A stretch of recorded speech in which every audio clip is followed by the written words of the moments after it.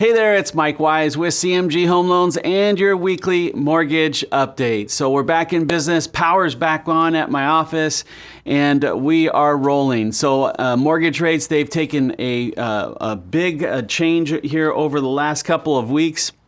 And actually the last week has been not so great, and then all of a sudden it came back, the market came back. So let me give you a couple of things here as to what is going on. So inflation numbers, basically they brought back the numbers. The jobs numbers came out a week ago, and it showed that the jobs market was super strong. And now the inflation numbers came back, and they were up slightly. So they went up 2.9%, but basically the underlying gain here or price gains were very, very muted, and the numbers weren't as strong as what they showed on the surface here. So at the end of the day, we have shelter. So that's, again, a big piece of the consumer price index. And the rents, they were only up 0.31% year over year, 4.3%. Actually, that's down 0.1%. And then owner's equivalent rent, which is a very kind of crazy number that they put together. It's not any science to that number. That was at 0.31%. And then the lodging away from home, that's hotels, Airbnb, short-term rentals and stuff, that's down 0.95%. So that was pretty good numbers here. The shelter was 0.26% month over month increase, and year over year was actually down 0.1%. So we're starting to see that number come down.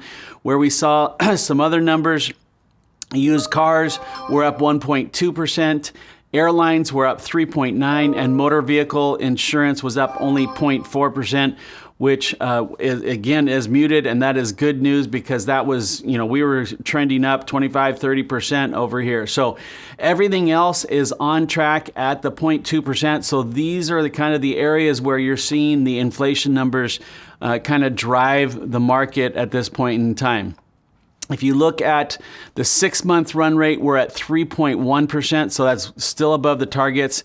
The 3-month run rate is at 3.3%. So we're going to start to see that come down a little bit here over the next couple of months, but the Fed really looks at these numbers here, the 6-month and the 3-month run rates, and we'll start to see those come down. In fact, when you look at it without the shelter lag, you're at 1.9%. I'm not going to go into the numbers here, but basically, if you take out the lag and actually take into consideration where we are actually with the shelter numbers, we're at 1.9%. The producer price index also came in up 0.2%. Did not have an impact on rates. And then December retail sales came out.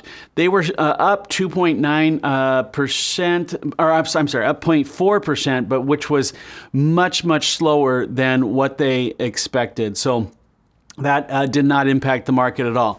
Interest rates just over 7% here on a 30-year fixed rate. Last year, a year ago, they were at 6.7, so they're up about 40 basis points.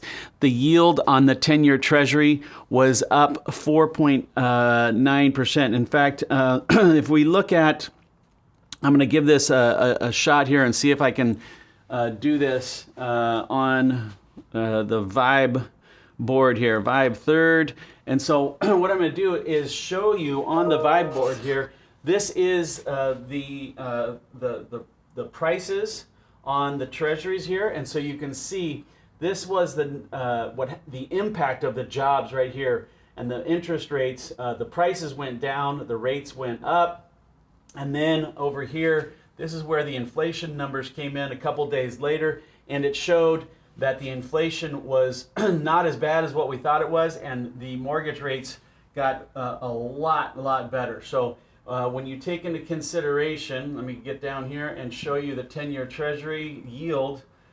So when you see the yield here, we're going to go to a 3-month view, and when you look at that, the interest rates, they went up here, and then when the inflation numbers came out, they came back down here to the 4.6 level. So we're sitting right at the 25-day moving average. And if we can get below that number, we can go all the way down here to kind of 4.46 from where we are right now, which is at 4.6% on the 10-year yield. So the yields are coming down as of today, but I expect that to not to go too much further here, and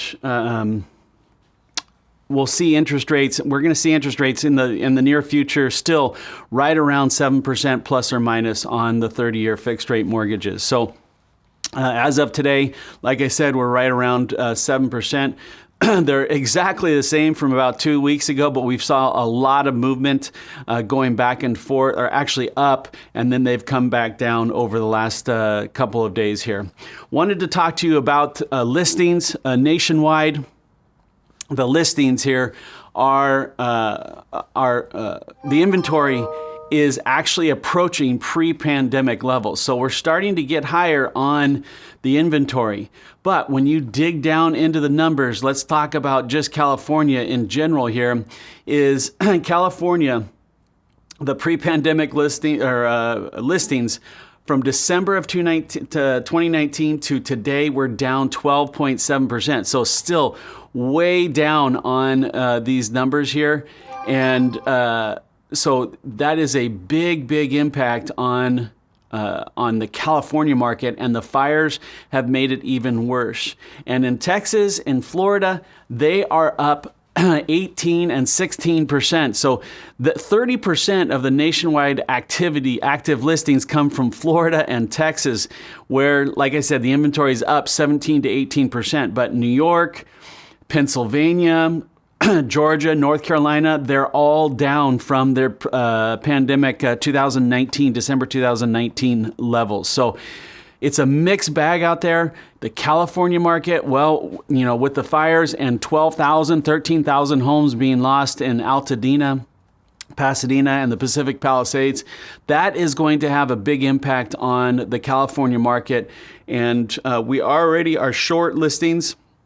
Now we're going to be even short more listings, and the activity is going to it's going to ramp up here, and more values will probably go up, or they'll stay very strong during this time period where there's going to be a lot of people looking for houses.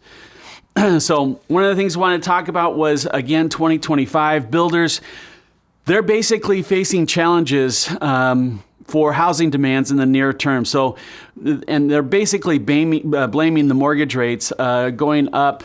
It's actually 7.1%, actually 6.1% from September to 6.97% today. So land's expensive. The impact of regulatory issues, could change and may make improvements for 2025. But builders, they're still facing a lot of challenges here going forward with the mortgage rates being high. So wanted to talk to you again about the all-in-one loan.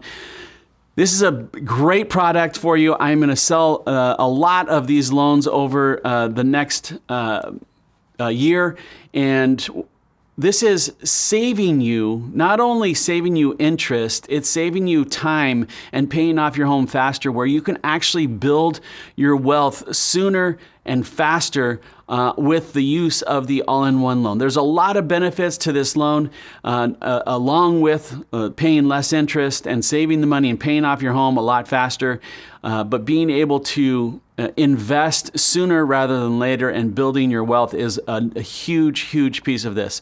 And want to make sure that you reach out to me and talk to me about the all-in-one loan. You're going to see more about this in the coming future, but wanted to make sure that you do know about my all-in-one loan and how you can benefit from it. So give me a call if you want to learn more about this. This is Mike Wise with your weekly mortgage update, and I will be around this weekend. Please call me if you have any questions. Text me. I should be around to answer any of your phone calls. Have a great one, and we'll see you next week.